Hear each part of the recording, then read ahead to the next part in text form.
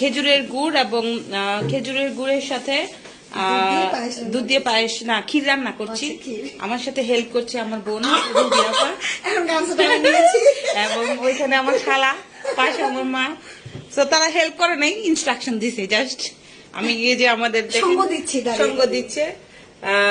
এটা first class হয়েছে, আমি নিজেই বললাম অসাধারণ একটা কালার আসছে। হ্যাঁ বলো কেমন লাগবে?